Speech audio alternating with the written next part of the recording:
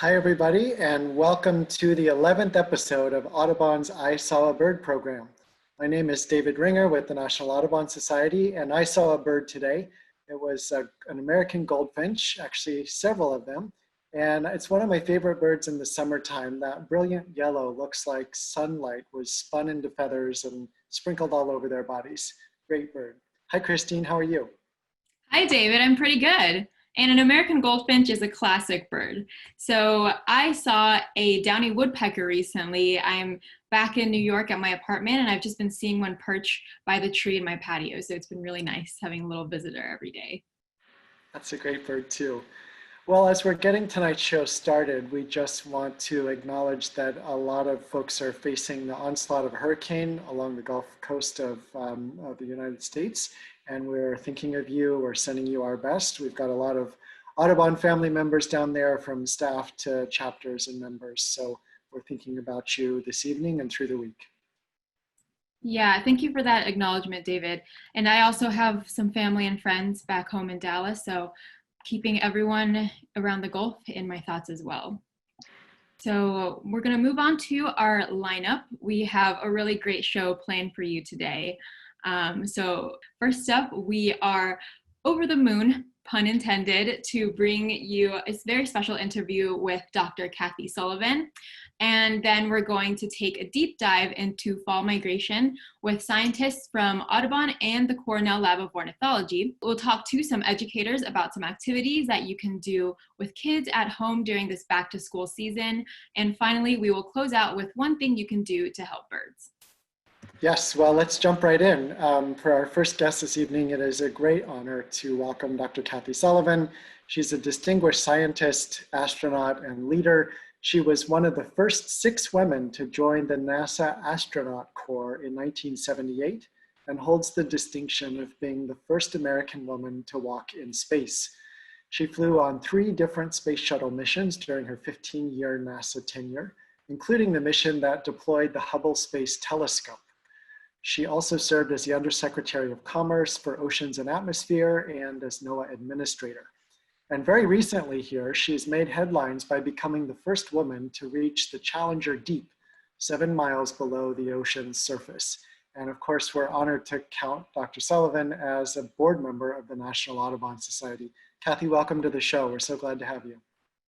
Thanks, David and Christina. Great to join you. And I just want to add a shout out as a raised California and University of California, Santa Cruz alum.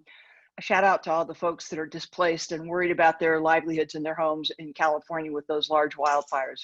I've got a slew of friends around the campus in the Monterey Bay area that are still waiting on baited, what's that phrase, tenterhooks, to see if their homes come through all right. So hearts go out to them as well.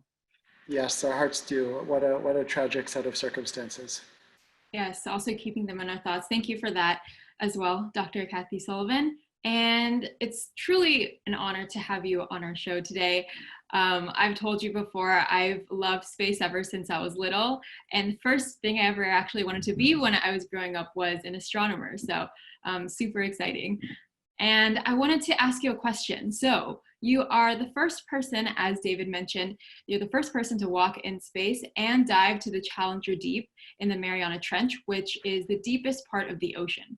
So it's one thing to see these photos or hear stories about these places, but as someone who's been to the extremes in person, how has going to these places that are normally out of reach shifted your understanding of our planet? Well, one thing I would highlight that both of these experiences taught me and reinforced strongly is how completely and richly interconnected every part of our planet and all of life on our planet really is. Whether that's looking down from the orbital perspective with a 1,000-mile field of view and seeing fine tendrils of dust from the central Sahara Desert reaching all the way over to the Bahamas and the United States, or it's being on the bottom of the Marianas Trench and encountering critters that have elevated concentrations of microplastics. So there is nowhere on this earth that we are not connected to as living beings. And that's just so vividly true.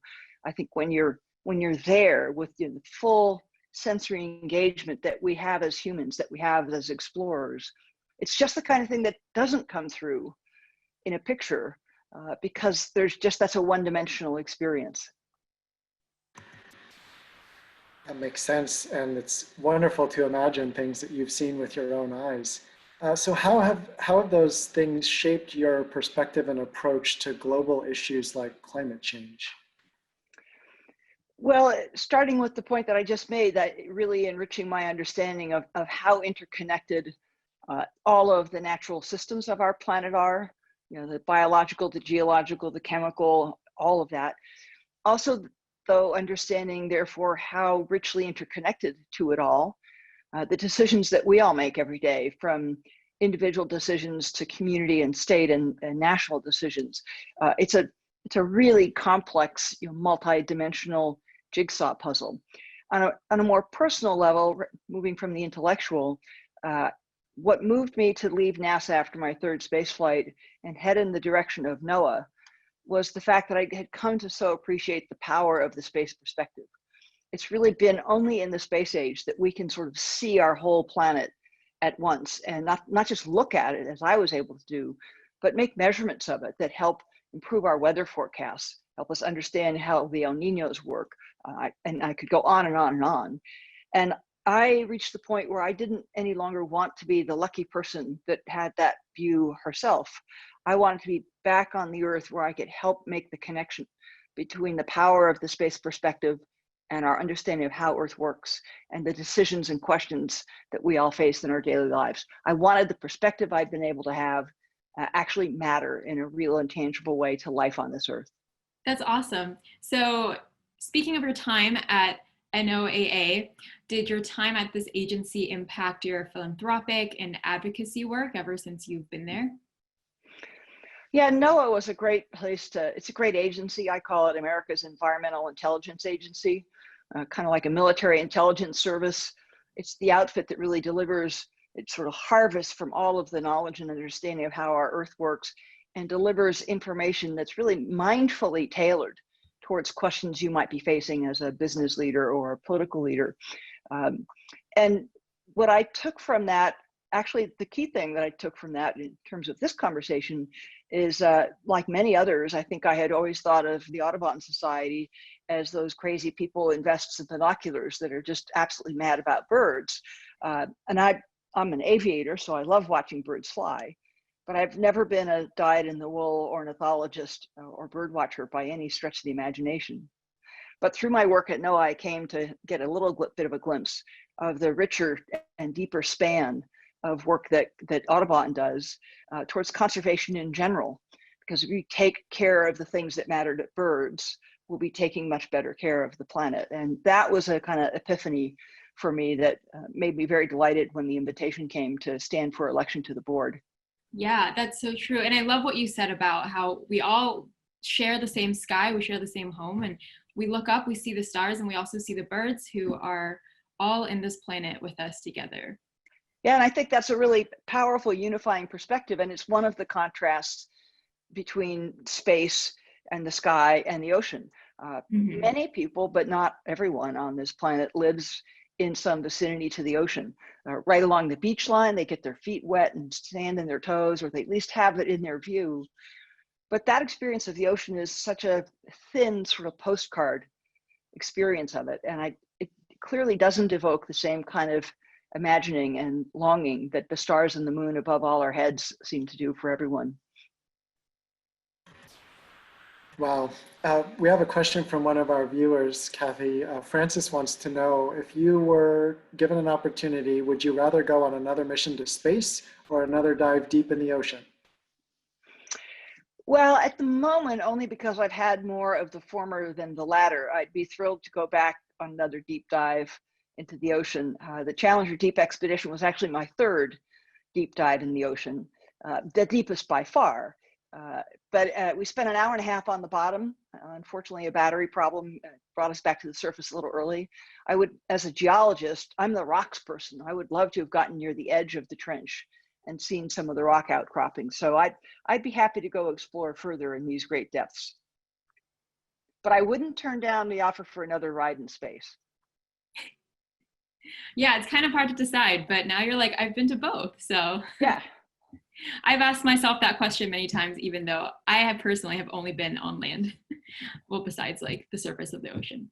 So we have another viewer question. They're curious, what were some of the most interesting species you saw during your dive? Well, yeah, it's going to be a disappointing answer, I'm afraid, because the purpose of our dive was actually topographic mapping. So we landed at a chosen spot in the submarine, and our plan was to do a traverse to fly along a certain line and rendezvous with 3 other science packages that we had put down. But that meant we were going to be coasting along above the bottom, 3 to 6 feet off the bottom. That's not a great angle for really looking carefully at the critters that are down there. I could see as we cruised along that there were sea cucumbers, holothurians, that lived on the bottom. I could tell from the texture of the sediment we were flying over that it's what I would call a busy bottom. There's clearly a fair amount of life in the upper inches of the sediment, probably bristleworms and amphipods. Those are the common critters that you see down there. The Challenger Deep is several kilometers, it's several thousand feet too deep for there to be fish or octopi. And we didn't spend any time, we descended fairly rapidly and did not turn our lights on during the descent because we wanted to save all of our electrical power for making this traverse on the bottom. So what you see and what you experience on any expedition is largely shaped by what your purpose is in going there in the first place. That's really cool. So pivoting back to space, as David shared in the beginning, you were the first American woman to walk in space, which is no small feat. What initially drove you to apply to be an astronaut? Well, if you listen to my answer so far, you'll have a good guess of what the answer to that is. It was the fact that if I succeeded at being selected, I would get to see the Earth with my own eyes from orbit. Truly a secondary factor was that I had been doing expedition work. I've been planning and operating oceanographic execution since my senior year of college. And if you look further back in my life, the way our family went about weekend trips and summer vacations was really a group planning exercise. So I kind of started to learn how to think about and plan and prepare for expeditions as a very young girl, just as part of thinking through family vacations. Where do we want to go? What do we need? Well, suppose this happens. Well, what if that happens? Well, what would we do? My parents were quite brilliant at letting my brother and I be, co-decision makers and co-explorers with them, co-planners, as we put these family events together. They were keeping good guardrails around us, but they did it in a way that let us really feel what it felt like to be responsible and have a hand in making decisions that mattered. That's terrific. Kathy, we've got a great viewer question for you here. Christina is 11 years old. She's a student at Corpus Christi Holy Rosary School in New York. And Christina wants to know whether from space, NASA can monitor the health, population, and habitat of birds down here on Earth. Christina, that is a really great question.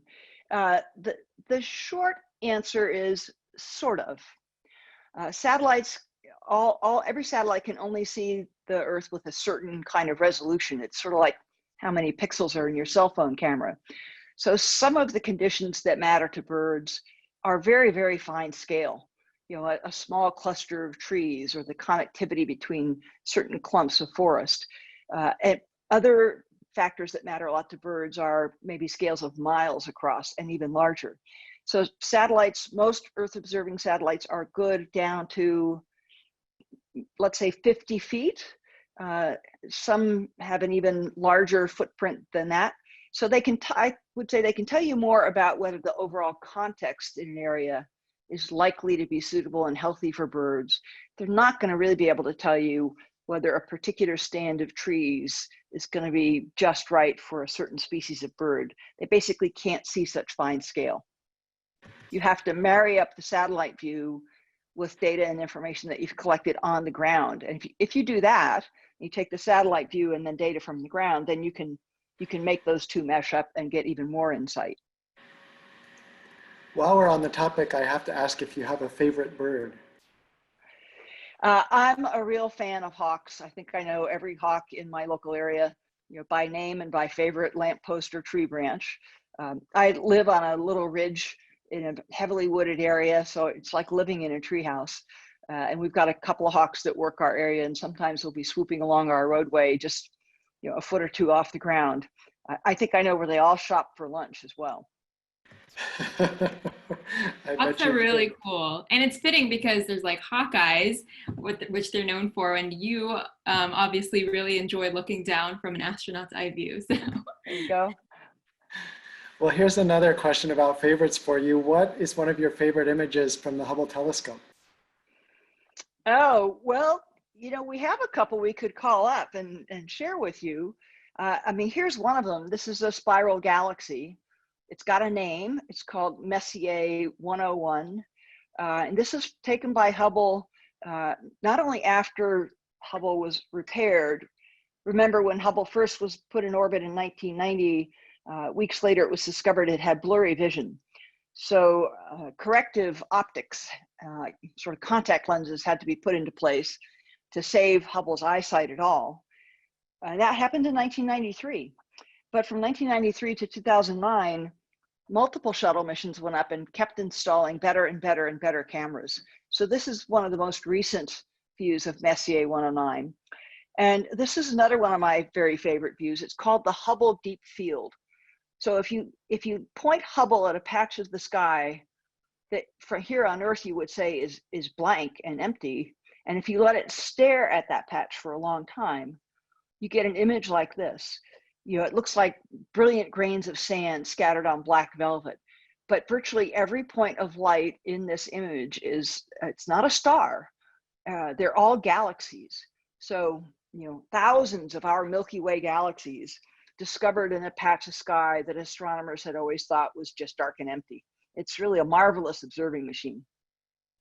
And it's so cool that the Hubble telescope can capture something that detailed. I remember seeing one of these types of images when I was in like 3rd grade, and that was the thing that like sparked my fascination for space, because I was like, wow, we're that small. So, yeah. Yes, amazing. Another viewer question for you. Patty wants to know what advice you have for what regular folks like us can help do to protect the planet. I would center on two things. One is do what you can to lighten your footprint on the planet. I spent a lot of my life backpacking and camping in remote wilderness, and we always put a real premium on leave no trace, take only pictures and leave no trace behind. We all can do some things that lessen our individual footprint. And it may seem, well, against the whole scale of the planet, how can that matter? But the planet consists of all the myriad species and activities that inhabit it. So your bit can and will matter. And the other thing is, remember the responsibilities of citizenship. Talk to your elected leaders, write to your elected leaders. Be sure they know that you expect them to put environmental concerns on their radar screen and help make decisions for larger groups of people, for your city or your state, that will amplify what you're doing personally. Yeah, those are very great tips indeed. So we have so many different people asking some version of this question, which is, what advice do you have for folks in fields or aspiring to join fields that are typically dominated by men? I would say a couple things. One is, first and foremost, excellence counts. So set your sight on being the very best you can be, and be sure you're putting the hard work and effort behind that. Competency and excellence always matter. Second thing I would say is, you will meet plenty of people through the course of your life that probably have an opinion about whether you should be interested in or doing what in fact you're interested in or doing. But an opinion is nothing more than a little burst of air. They don't get to edit what you're interested in. They don't get to edit where you want to devote your time and energies. So some of them will be very loud about it. Some will be very vocal about it. Some might pretty actively try to dissuade you by being annoying or mean or harassing. So you're going to need some grit. Just remember, they do not get to edit you. You get to decide where you're going to devote your energies and efforts. And don't blink, carry on. If you really come up against the impossible obstacle that you cannot get through, find a way to go over, under, or around it. That's incredibly great advice. Thank you for those words of wisdom. And I can speak for myself that when I was little, I wasn't sure that there were people who were, doing jobs like me, because there are a lot of fields that I was interested in dominated by men as well. So I think I can speak for a lot of people that you are a really big inspiration. Christina, I would add one other thought there, because look where I ended up. I ended up in oceanography and in outer space. And when I was 10, 11, 12, 16, 17, I followed all the exploits of the early astronauts and aquanauts avidly. I was really drawn to the adventurousness and the inquisitiveness of their lives. They were all men. And I think this is very much thanks to my parents. I looked at that and studied them and read about them, not saying, well, but they're men and I'm not, so I guess that means. Instead, what I saw was the example of courage or of perseverance or of expertise. These were people doing things no people had done before. And I'm a people too. So I think you ought to push back on the modern day notion of, if I can't see it, I can't be it. Yes, you can. You can see the qualities that are going to matter, even in people who don't look like you and don't come from where you come from. So take those qualities and make them yours. Take their example and aim to emulate that example. You don't actually have to outwardly look like all those other people. Yeah, exactly. You can be the example. Right. Brilliant. So inspiring. Thank you. And I believe, Kathy, that you have an excerpt from your book, Handprints on Hubble, that you're going to read for us now. Well, I'd be delighted to share a little bit of the book with you. And I thought the part I would share has to do with this moment. This is on the launch pad down at the Kennedy Space Center on October 5, 1984. That's Sally Ride on the right and me on the left. And we're about to go launch into orbit on Sally's second flight, my first flight. And I suspect everyone on this call is looking at this picture and is saying to themselves, well, of course they synchronize their watches before they go fly. But let me read you the part of the book, the short bit of the book that tells you what was really happening at this moment. The seating arrangements in the cabin dictated that Sally and I would board the shuttle last. We waited our turn in this small chamber just outside the hatch, known as the White Room. We were keenly aware that the cameras above our heads meant our every move was being monitored by the Launch Control Center and perhaps broadcast on national television as well. After a few minutes of idle chit-chat, we decided we really ought to appear to be doing something more important than merely waiting. Watches are always synchronized before a big mission in the movies, so we decided to pretend we were synchronizing ours. Happily, there were no microphones in the White Room to hear us saying, "What do you think the news anchors are saying about us right now?" Or, "I don't know, do you think we've stretched this out long enough?" So there you go. What an amazing view behind the scenes. Well, we've got several folks saying they're intrigued to read the book. We'll drop a link in the chat. And Kathy, folks have been absolutely delighted to have this conversation with you.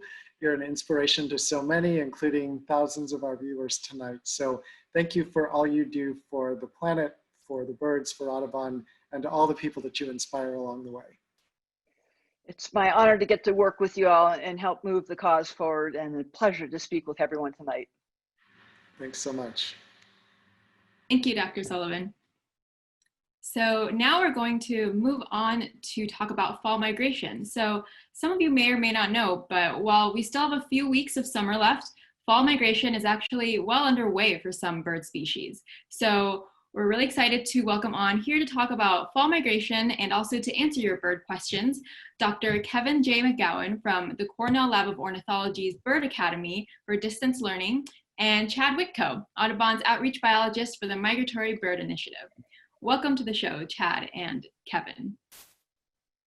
Thanks. It's a pleasure to be here again. Yeah, great to have you both.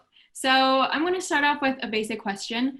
What is your favorite thing about fall migration? And Kevin, why don't we start with you? Well, migration is always great because you get to see more birds than you normally would. The things that went by in a hurry in the spring come back and are a little more leisurely going south. For me, because I no longer live near the ocean, it's the big push of shorebirds that we get to see here in central New York that actually spend some time and sit down. They're going on their way so fast in the spring that we don't really get to appreciate them much. So for me, late summer is shorebird migration, and that's always fun. Yeah, I also love seeing shorebirds, especially like piping plovers on the beach. It's awesome. So what about you, Chad? Fall migration is just this amazing time of year. For me, it's just my favorite time of birding. There's just so many reasons that I do love it. And Kevin kind of alluded to one of the points that I would make is that fall migration is this really protracted experience for migration during the year. You know, in the spring, birds are kind of rushing north to their breeding grounds, but in the fall, you know, we really have, in some parts of the country, half a year to watch various species migrating south. So it really is a wonderful time to, you know, see birds throughout a longer period of the year. And you get these wonderful seasonalities almost. You get kind of a clumping of warblers coming through or late season sparrow push. So for me, it's just the fact that fall migration lasts so long. Yes, it's great to have so much excitement building and changing and shifting through that long season. Let's talk about some of the first birds to begin fall migration, which actually starts during the summer. Yeah, you know, one thing I'll say, maybe it's a little well known, but shorebirds that Kevin just mentioned are some of our first migrants that head south every fall. Many of them are showing up in portions of the country, you know, as late June even. So they're some of our early migrants. Other species that are kind of, you know, exemplify this early push might be hummingbirds out west. So some of our rufous hummingbirds are departing portions of the Northwest, you know, long before summer's even really hit most of us as a new season.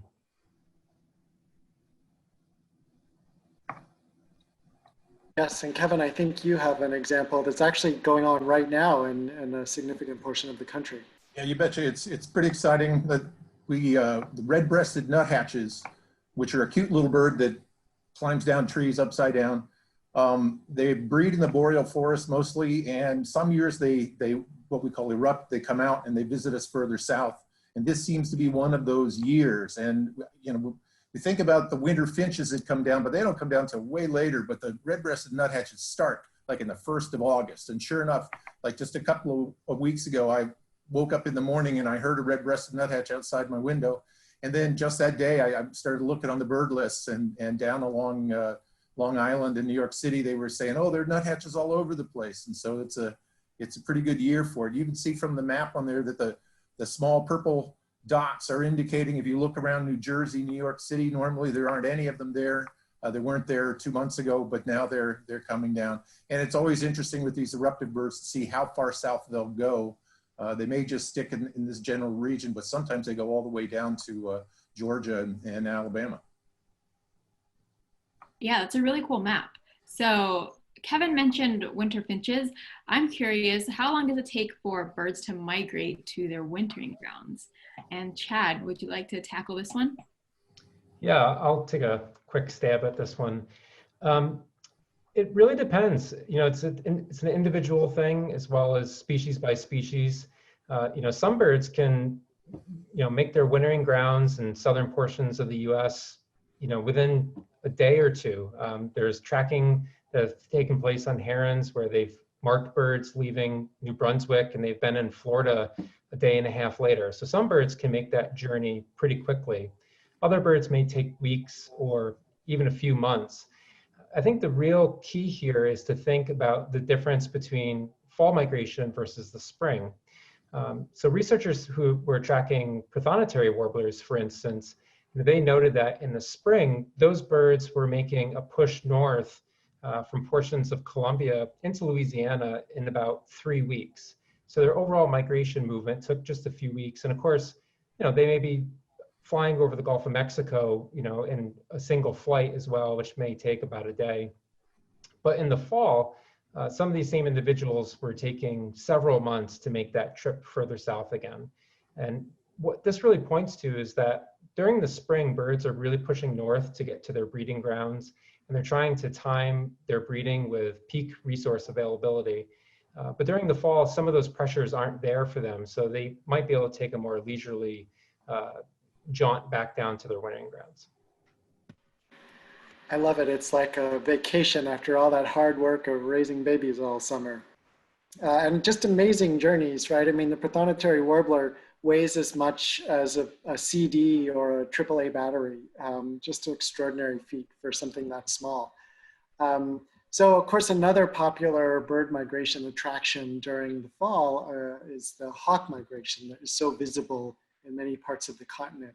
Really popular fall treat for viewers. And I'm wondering if you can tell us, Chad, more about hawk migration. Yeah, so hawk migration is this really beautiful thing that we get to experience in the fall. It's something that many people may not realize is happening around them. So we often see raptors, as Dr. Sullivan was saying, in our backyards or along our highways in singles or pairs. But what's beautiful about raptor migration is sometimes you can see them congregating in huge numbers. So nearby in New Hampshire, you may see several thousand broadwing hawks in a single day. But as you go further south, you think about all the range of that species north of that point, combined with features of the landscape that funnel birds through. Places like Corpus Christi, Texas, or Veracruz, Mexico, you might see 500,000 broadwing hawks in a single day. So that's something that a lot of people don't realize, is that you can see these amazing spectacles of broadwing hawks. The other thing is that hawks are actually amazing long distance migrants. And I know it was up on the screen briefly, but the Swainson's hawk is a great long distance migrant that researchers have tracked from portions of the Western US all the way down to the Pampas regions of Argentina and Uruguay. This map that you're looking at is one of our products that we make at the Migratory Bird Initiative. And the orange orbs that you see, those are individually tracked birds that have had tracking tags on them, like satellite tags. And then the stippling, the relative abundance that is underneath, that comes from eBird occurrence data put in through their STEM models. So yeah, the raptors are just really great long distance migrants, and they have these huge gatherings in some really amazing portions of North and South America. And we talked a little bit about the hurricane and the fires going on earlier in the program. Kevin, we have a lot of viewers asking right now whether events like that, hurricanes and other storms, wildfires, can affect bird migration, and how. Well, they definitely can. Birds rely on the weather. I mean, birds don't fly straight where they're trying to go. They try to take advantage of the weather. You can think of it kind of like surfing. They want to go someplace specific, but they need to have a tailwind to be able to do this. And some of these birds fly over the ocean. I mean, they fly a long way, and they need to have a little bit of assistance. I mean, they're strong flyers, but they can't run into a hurricane and have anything good come of it.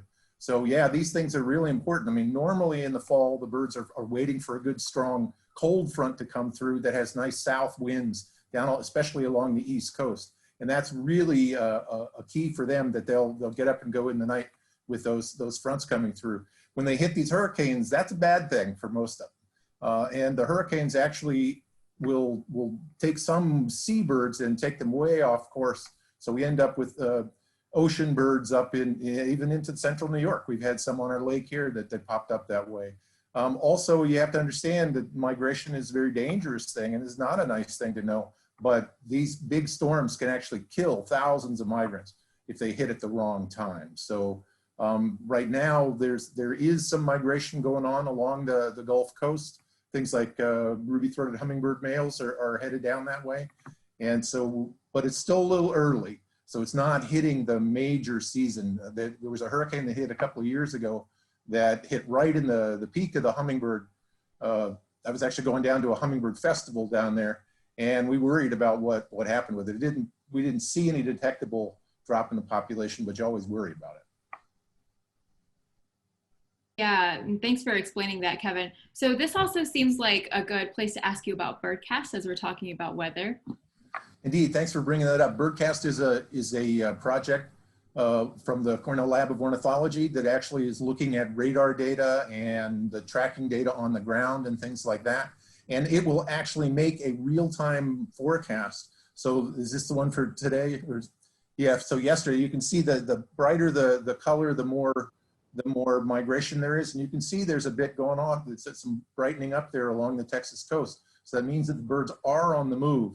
But if you go to, I assume you'll put the URL in the chat or something like that for people. This is, you could look at this and look every day through the migration season, which is already on and it's going to be on for a while. You can look and see what's happening in your backyard. What's the forecast for how much migration is going to happen so that you can get out and go birding on the days that are really good. Yeah, that's such a cool tool. And we did share the URL with our viewers. And Kevin, speaking of links, our viewer Lisa says, thank you, Cornell, for the amazing classes. And I'd also like to mention for our other viewers who might be interested in checking these classes out, we have dropped a link to those in the comments as well. Great, great. It's nice to know somebody's here that's taken the courses. That's what I've been doing for the last 10 years is writing online courses about birds through Bird Academy. And we've got a really good bunch of students going on at the moment. About a few more than 80,000 people are actually taking our courses. So it's really fun to be able to get that information out there. And I talk to a lot of people just like this, where it's like you're talking to thousands of people, and I hardly ever get to see them person to person. So whenever I do, I always appreciate that. So I'm glad you're enjoying it. Thanks. Yeah, terrific resource. Thank you for that. And so we talked about some of the ways that fall migration differs from spring migration, but another aspect is how it looks. Birds look different in the fall than the spring in many cases. So Kevin, tell us a little bit about what some visual differences might be people might experience during this time of year. Sure. One thing is there are a bunch of babies out there, the kids that are coming through to just produce, and they don't always look like adults. But a lot of birds, the males have different objectives in the springtime than they do in the fall. A good example is bobolink, which is a long distance migrant, and the males come back and they have interesting plumage. They're actually dark on the belly and white on the back. And think about that. Everything you've probably ever seen, from great white sharks to white-tailed deer, they have exactly the opposite pattern, where they're dark and then the underbelly is light. And that's what we call counter shading. And the whole idea of that is so that the lighter underbelly brightens up the shadows and it makes the bird or the fish or the mammal disappear. So this is exactly the opposite. And what the point of this is to be seen. These males are making themselves absolutely as visible as possible. And then when they're done breeding, they don't want to be that visible because it's really dangerous. And so once they're done, getting the families gone, they turn into exactly what looks like the female, which is a straw-colored, very, very hidden thing. And this is really typical with a lot of songbirds, is the big flashy males decide, no, they don't want to be big and flashy for the rest of the year, so they change. And so it's one of those things we talk about, confusing fall warblers, and a lot of the warblers dull their stuff down too. So it's they often look kind of alike. So yeah, that's a big difference between. One of the things that's so exciting about spring migration is there's these gorgeous, beautiful birds coming back. And now it's you learn to appreciate the subtle beauties of the fall birds as they come through. Yeah, that's a really cool fact. I never thought about it that way with the opposite patterns. So Chad, I have a question for you. We talked about hurricanes a little bit, but what other hazards may birds face during migration?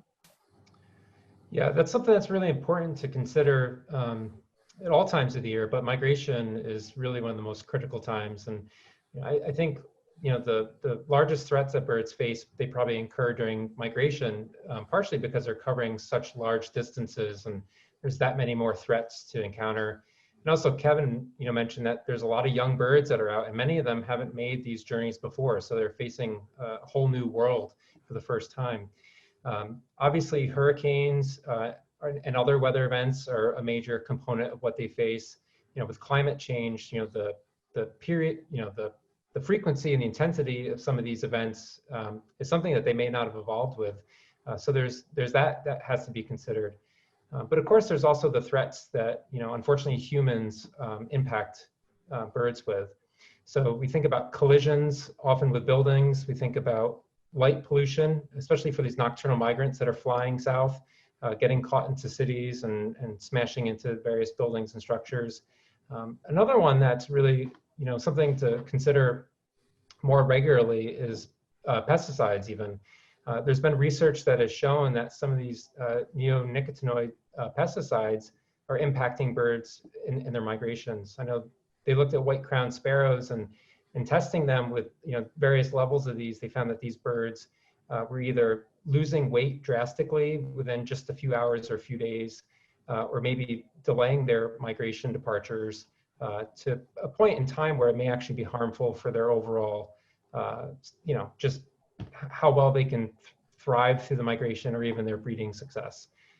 So there's no shortage of the threats that they face. And unfortunately, as humans, we are causing some of them. And as humans, we can also work to help prevent some of those threats. And so the work that Audubon chapters and lots of others do to help cities turn off lights at night and many other measures to help reduce some of those threats is something that each of us can have a part in helping with. But thank you for that information. So another thing that some of our viewers are asking, Kevin, is how birds know where to go in the fall if they're babies and they just hatched this year. Of course, a few different answers to that, but maybe highlight a couple.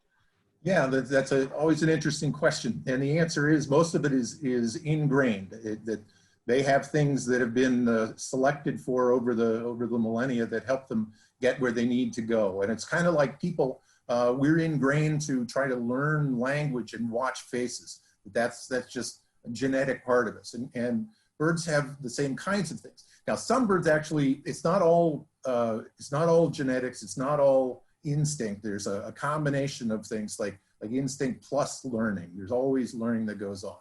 Very few birds actually follow their parents on a southern migration. Things like cranes, sandhill cranes, whooping cranes, some of the big geese do that as well. But most of the birds don't. The parents are gone, they've already left, and the kids have to find their way. And what we know from studies is that if you hold a young bird in a cage in the fall, it will orient in a specific direction. If they can see the night sky, they will orient to a specific direction and have this restlessness that they try to move in that direction. And in fact, you can put them in a little funnel with Steve Imlin did this years ago in Michigan, that there was ink pad in the funnel and they would jump up against filter paper, and then you could tell what the direction was that the birds were trying to go. And so they have this sort of restlessness. They don't know where they're going or why, but they know that they want to go in that direction and they want to keep it up for this long, and then they end up being in a place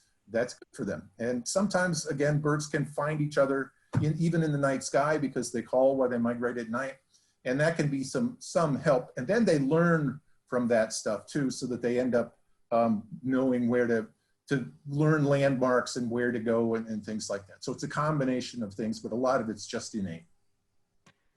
It's just absolutely extraordinary.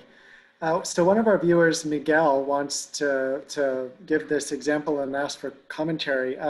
So Miguel says, in some years, I see certain species as more abundant than in other years. So for example, some years I see more palm warblers or more magnolia warblers than in other years. Chad, what do we think is the reason for that? That's a really good question. I don't know if I have a great answer for it. I think just for some species, it might be just how successful they are in the breeding season. There is, variability year to year. It's just one of those things. There's so many factors. It's hard to say on such a local scale. I don't know if Kevin has anything that he would like to add to that. Well, that I definitely would agree with, and we know that the people that are monitoring things like at banding stations, some years there's a big flush of young birds of a particular species, and other times not. And different birds rely on different things. Even the birds that I study here, the breeding seeds, I work on American crows, and when crows can have a good year, the tree swallows might have a bad year. And so there's a lot of that going on. There's also a lot of chance involved in bird observations about whether a storm passed that was really good for the birds and made them sit down. And so sometimes you just randomly bump into more of one species one year than another. So we have about time for one more question, and that is, how far south do some birds migrate? And Kevin, that's a question for you. They go all the way. This is interesting because not all birds go the same distance. Some birds only go as far as they need to, and things like American robins, that a lot of them will stay. If there's fruit, they'll stay where they bred, and they won't move very far south. And other ones go further south. But some things go way, way south. And this is a good example. American golden plover breeds up on the high Arctic in the tundra of western Alaska, or in Alaska and Canada, and it goes all the way down to Argentina.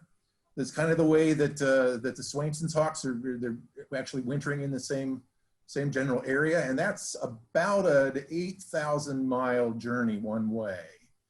So pretty far. But if you notice in this animation here from the eBird science products, these are based on eBird data with also some modeling with some of the things like habitat that the satellites get. And you can see that they disappear from Canada. So if they watch now, they're going up through the middle of the continent up to Alaska, and then they breed there really quickly, and then they go to the East Coast, and then all of a sudden they show up down in Argentina. And it looks like they flew the whole way just there straight. And they did. That they took off from like Nova Scotia and Maine and Massachusetts and flew all the way straight across the ocean down to South America in one flight, which is just amazing. There are a number of birds that can do that, and it's just incredible. Fantastic. And thank you so much for helping us understand a little bit more about the spectacle unfolding outside our windows right now. There's a new occurrence almost every day. So eyes to the sky, eyes to the trees, and Chad and Kevin, thank you so much for helping us learn a little bit more about fall migration. You're welcome. Good to be here. Absolutely. Thank you both. Yeah, it's a fascinating topic. So this year, a lot of school-age children across the country are going back to school, but it's going to feel and look a little bit different as school districts adapt to local needs due to COVID-19. So Audubon educators, many who are based at our nature centers, are also having to adapt their programs. So we're happy to have Joseph Manson, who is the director of the Seward Park Audubon Center in Seattle, Washington, and Angel Poe, who's the education specialist at Mitchell Lake Audubon Center in San Antonio, Texas. Welcome to the show, Angel and Joey. Thank you for having us. So glad to be here. Hi, great to have you both. So each of you is going to walk through an activity that caregivers can do at home with kids. We think that lots of our viewers will be very interested in these. So Angel, you're going to talk with us about nature journaling to get us started. Oh, yes. So we know that a lot of us are at home and doing school from home these days. And I just want to encourage you, if you can find time for your child to play safely in nature or have some unstructured exploration time in nature, we know that there's no substitute for helping to improve a child's well-being than time in nature. But one thing I really love to do with kids, actually kids from like first grade all the way through high school and up, and even as an adult, this is something that I practice myself, is called nature journaling. And you have an example there, I think, of the screen from one of my first grade students from a couple years ago. So yeah, there you go. So nature journaling is basically just keeping a journal, reacting to the world around you. And there's two types I want to talk about, and these can be standalone activities, but it's really fun to collect these in a journal form or in a notebook, and you can kind of keep reflecting on what you see or hear over time. And one type is called observational journaling. And so this would be basically just what it sounds like, keeping a journal, observing the world around you. And there are some prompts you can do with kids. I love with little kids to really help them take a different perspective on the world. So maybe say to them, hey, look at that vulture flying overhead. What if you were that bird? What would it look like if you're looking down in the world beneath you? What would you see? And we're asking them to put themselves in the place of an ant on the ground. Like, what do you notice if you're a little bug that's crawling through the grass constantly? What's your life like? And so that can really expand, especially little kids, like really expand their experience of the world if they have to keep putting themselves in the perspective of other species. So that's really one thing that I've loved to do, and I've done it with my classes before that I've worked with. Another thing that's really great to do, kids that are older often really love this, is to pick one plant and watch how it changes over time. So a plant that has flowers on it this week, in a month or two might have berries on it, and then all of a sudden American robins are eating those berries, and you're noticing that over time and you're reacting to that. And it really gets kids of all ages, even adults can do this, really in tune with the cycles of nature. And then keeping this in a journal format allows you to go back, flip back, and just think back to that time. Oh yeah, when I was sitting and looking at that bush and the little pink flowers, and how cool that they turned into these purple berries. So that's just one activity.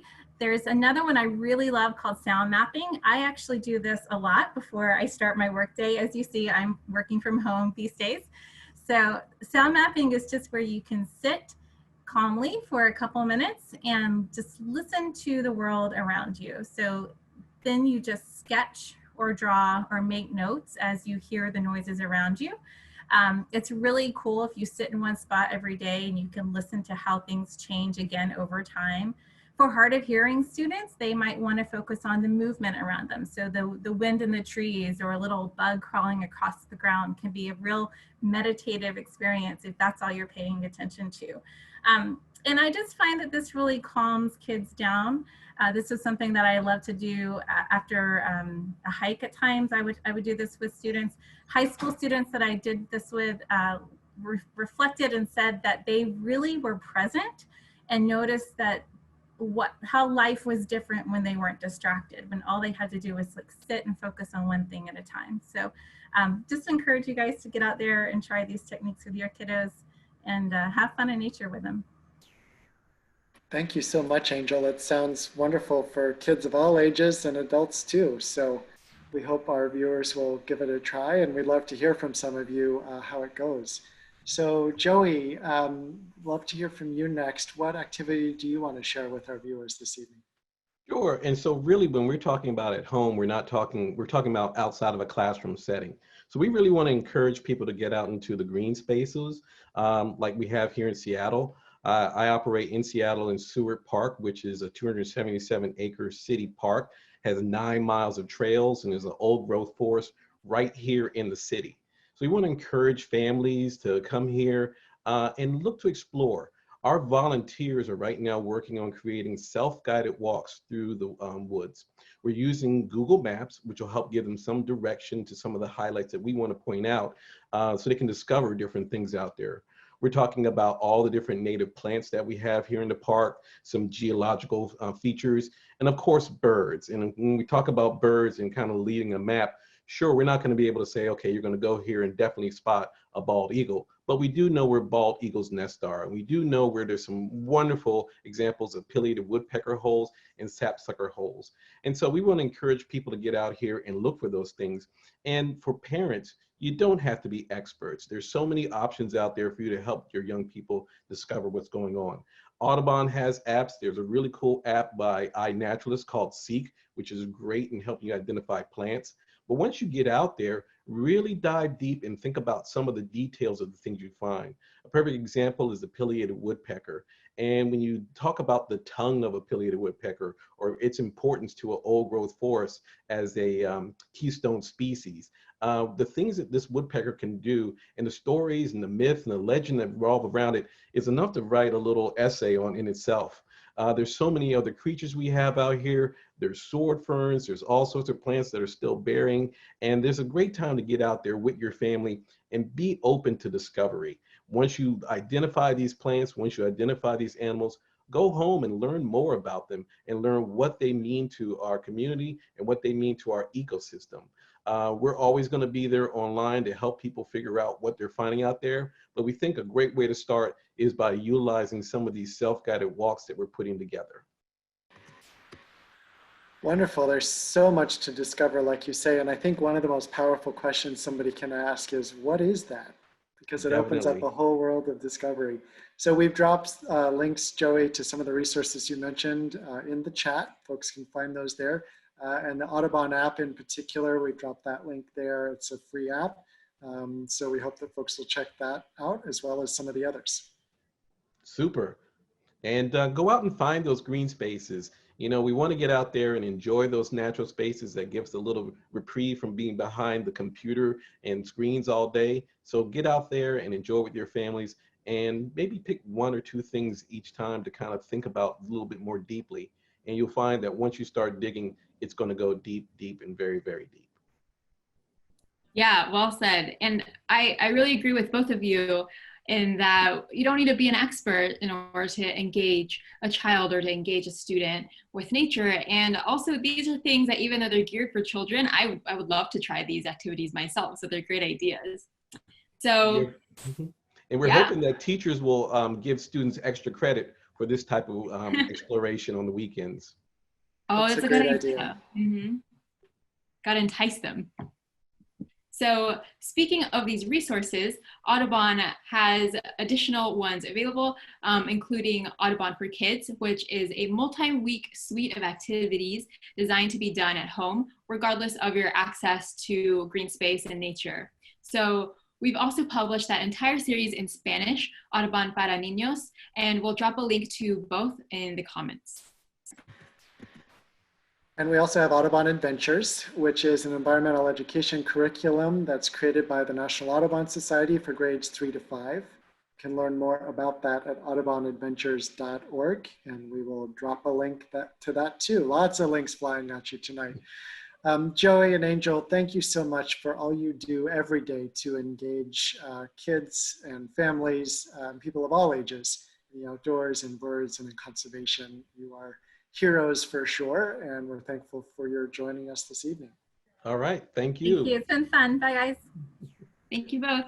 All right, well, those who have watched I Saw a Bird before know that we like to close by talking about, if you do one thing for birds this week, what is that? So before we get into this week's ask, I want to give a quick update on something that we've talked about with you before. We've talked about attacks on the Migratory Bird Treaty Act.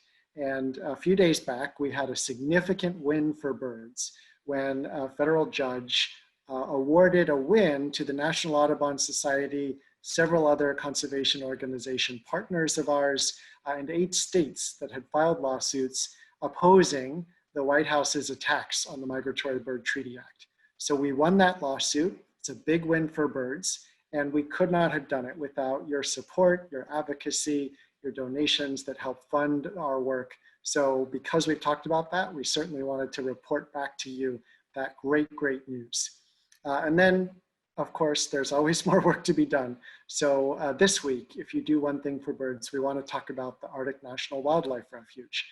So last week, the Department of the Interior finalized plans to open the Arctic National Wildlife Refuge to oil and gas development. This flies in the face of decades of bipartisan consensus to protect critical areas of the refuge. It's a disaster for nesting birds, from tundra swans to Arctic terns to American golden plovers, which you heard about earlier in the program tonight, and some other birds that are even familiar backyard birds in the winter across much of the US. So Audubon has joined with groups across the country and in Alaska, representing indigenous peoples, Alaskans, wildlife enthusiasts, conservationists, and many more, to ask all of our members from all of our different groups to add their names to a petition that opposes drilling in the Arctic National Wildlife Refuge. So you can sign this petition at audubon.org/Arctic petition, and we'll drop that link in the chat, to express your opposition to destroying this pristine part of our country. So we've got a view of what that looks like on the screen here. You can see that it's very simple to do.